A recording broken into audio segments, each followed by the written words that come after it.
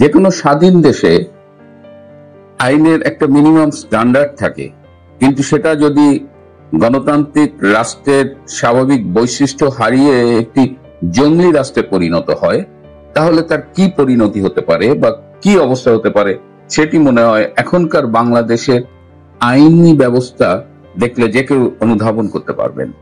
কি হচ্ছে বাংলাদেশে? এই যে নোবেল লরিয়েট বিশ্ববিখ্যাত ডক্টর ইউনূসের সরকারের আমলে বাংলাদেশের আইনি ব্যবস্থার যে অবস্থা আমরা দেখছি, গত 53 বছরের বাংলাদেশে এরকম কোন সিচুয়েশন আমরা দেখিনি। কি হচ্ছে এখন? চারিদিকে মিথ্যে মামলার হিড়িক পড়েছে। এই যে জুলাই আগস্টে কেউ যদি হাসপাতালে গিয়ে স্বাভাবিকভাবে মৃত্যুবরণ করে, তাকেও জুলাই আগস্টে শহীদ বানানো হচ্ছে। তাকে কেন্দ্র করে 300, 400, 500 জনের বিরুদ্ধে মিথ্যে মামলা দায়ের করা হচ্ছে। এবং এই মামলা দায়ের করার ফলে একদিকে এইসব মামলার 1 নম্বর আসামি যেমন শেখ হাসিনা, আরেকদিকে এই মামলায় অসংখ্য নাম ঢুকিয়ে তারা মামলা বাণিজ্য করছে। আমি আপনাদের একটা ছোট্ট ভিডিও দেখাই, এইরকম শত শত ঘটনা আছে। কুলসুমকে দর্শক আপনাদের সামনে আমি একটু কথা বলার চেষ্টা করব। আপনি কেন এই মামলাটি করেছিলেন? আমাকে দিয়ে এই মামলাটা, আমাকে ভয় দেখিয়ে এবং ব্ল্যাকমেল করে মামলাটা করানো হয়েছে। আপনাকে ভয় দেখিয়েছিল? রুহুল আমিন আর কে? শফিক, রুহুল আমিন এবং শফিক। আপনি কি মামলা করার সময় কি আপনি দেখতে পান না যে এই মামলাটি কি? মামলা যখন আমাকে চাকরি করার কথা বলে আমার নিবন্ধন নিয়ে আসার পরে এই মামলায় মানে সবকিছু রেডি করার পরে আমাকে বলা হয়, তখন আমি জানতে পারি।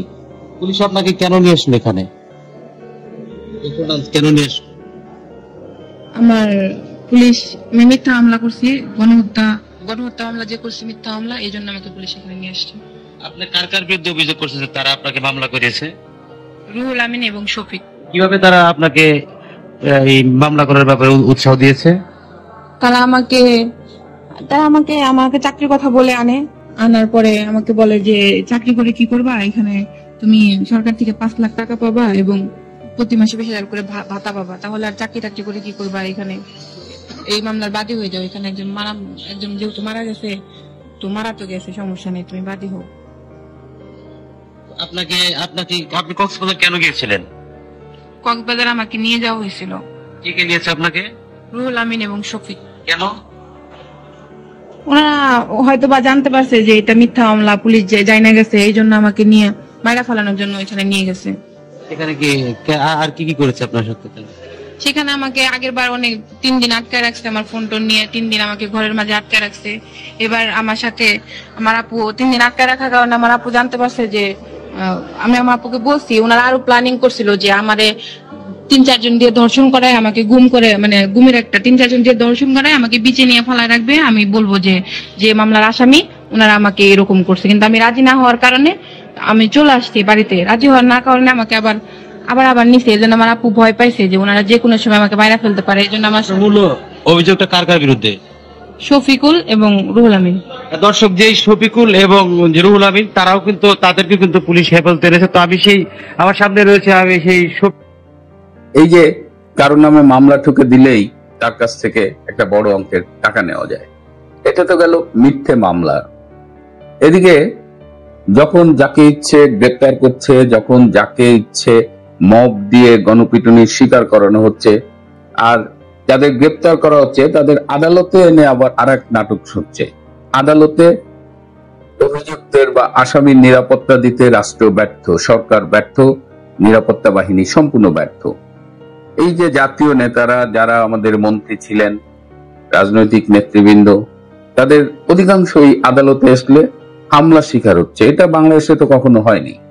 খুব রেয়ার 2-1টা বিচ্ছিন্ন ঘটনা হতে পারে, কিন্তু আমাদের আইনি লড়াই চলেছে, অনেক মামলা দেওয়া হয়েছে, সেই মামলার মেরিট নিয়ে আলোচনা আছে, কিন্তু আসামি আসলে মির্জা ফখরুল বলেন, মির্জা আব্বাস বলেন, রিজভী ভাই বলেন, এরা তো মাঝে মধ্যে গ্রেপ্তার হতেন, কিন্তু কারোর উপরে আদালত প্রাঙ্গণে এইভাবে হামলা হয়েছে এরকম আমরা দেখিনি। কিন্তু এখন কি হয়েছে? এই যে একদম সম্প্রতি আমাদের আইনমন্ত্রী আনিসুল হক নারায়ণগঞ্জে গিয়েছিলেন একটি মামলায় হাজিরা দিতে, সেখানে তার উপরে হামলা করেছে আইনজীবীরা।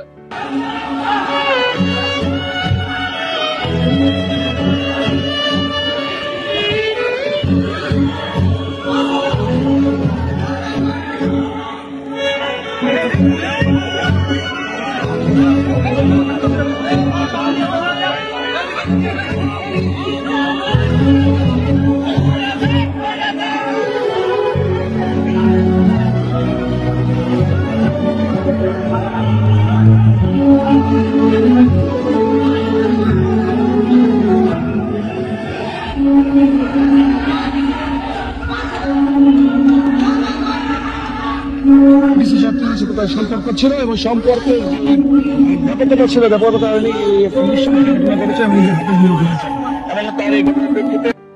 সাধারণ মানুষ বা সন্ত্রাসীরা করলো একটা কথা ছিল, আইনজীবীরা নিজেরাই এখন সন্ত্রাসীর ভূমিকায় অবতীর্ণ হয়েছেন। একটা দেশে এসেছি মানে আমাদের মন্ত্রী দীপুমণি, হাসানুল হক ইনু বা যার কথাই বলেন, কে হামলার শিকার হয় নাই? এটা কোন অদ্ভুত দেশে আমরা বাস করছি?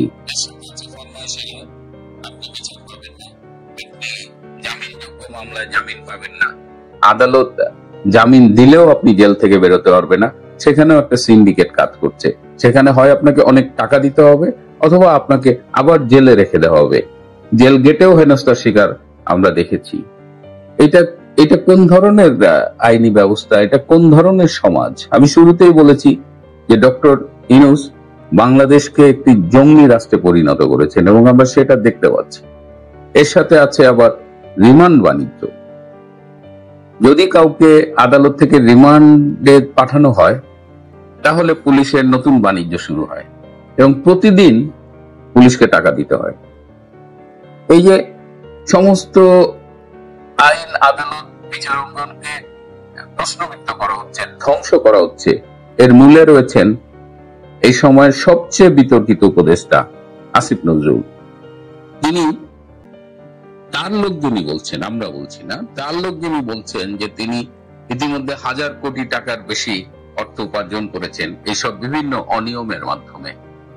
এই যে আদালতে মামলা দেওয়া, জামিন দেওয়া, রিমান্ড থেকে টাকা নেওয়া, রিমান্ড থেকে পার ডে আপনার টাকা নেয়, এটা হাজার হাজার টাকা থেকে পার ডে 2 লাখ টাকা করে দিতে আছে, আমাকে বলা হয়েছে।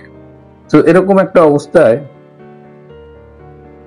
আমরা ঠিক বুঝতে পারছি না যে বাংলাদেশ আসলে কোথায় যাচ্ছে এবং বাংলাদেশের বিচার ব্যবস্থা যখন একদম ধ্বংসের দ্বার প্রান্তে, তখন কিছু মানুষের নীরবতা আমাকে খুব বিস্মিত করে।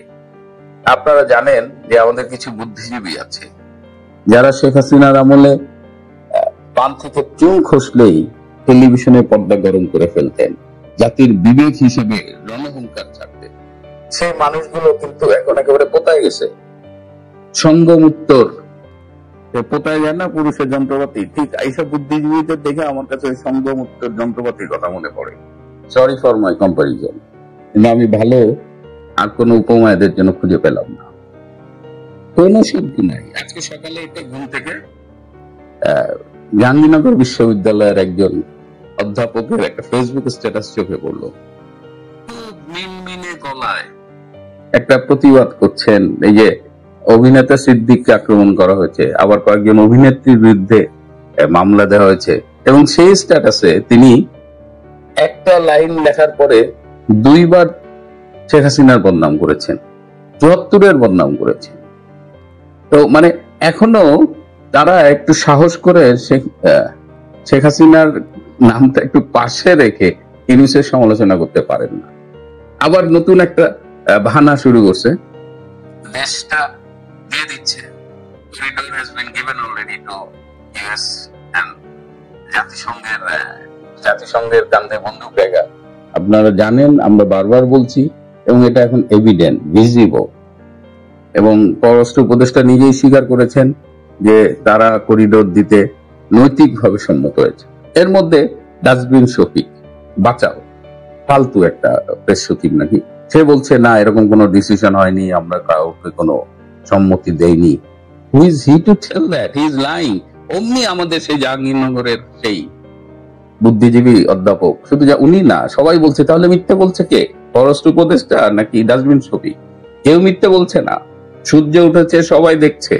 কে বললো সূর্য উঠেছে, কে বললো সূর্য ওঠেনি, তাতে কিছু যায় আসে না। সো এটা হলো এইসব সকল বুদ্ধিজীবীদের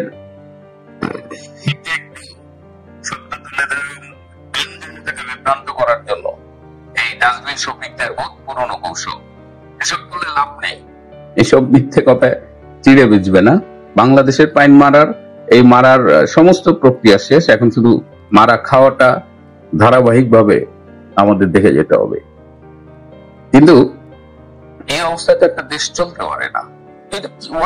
এটা কি ধরনের একটা দেশ যেখানে আপনি বিচার চাইতে পারবেন না, আদালতে গেলে আপনার উপরে হামলা হবে, বিচারক স্বাধীনভাবে মতামত দেওয়া তো দূরের কথা, তিনি কোনো মতামত আসলে দিতে পারেন না, জেলখানা থেকে জামিন পেলে বেরোতে পারবেন না। এই বাংলাদেশকে জুলাই আগস্টের তথাকথিত সংস্কারের বাংলাদেশ কোথায় নিয়ে গেছে এই ইউনূস এই বাংলাদেশকে? একটি দেশ, উদীয়মান অর্থনীতির দেশ, বিশ্বের কাছে বিস্ময়কর একটা দেশ, সেই দেশটাকে গলায় পা দিয়ে কিভাবে মানে একেবারে হত্যার চেষ্টা আমরা দেখতে পাচ্ছি, যে হত্যা করার চেষ্টা চলছে। এর বিরুদ্ধে আমাদের রুখে দাঁড়াতে হবে। যেভাবে আমরা বিভ্রান্ত হই আর যে যাই হই, জুলাই আগস্টে পথে নেমেছিলাম, আমার মনে হয় যে সামনে খুব তাড়াতাড়ি আমাদের ভাবুন, দেশটাকে চোখের সামনে এইভাবে ধ্বংস হতে দেখতে আপনার কেমন লাগছে? ভাবছেন যে এইসব ঘটনায় তো একটা রাজনৈতিক নেতৃত্ব প্রয়োজন। আমরা এই যে দেশের অধঃপতন দেখছি, কি হবে, কারা জনগণকে সংগঠিত করবে? আপনি নিজেকে তৈরি করুন, সময়ের প্রয়োজনেই রাজনৈতিক নেতৃত্ব আপনাদের সামনে চলে আসবে।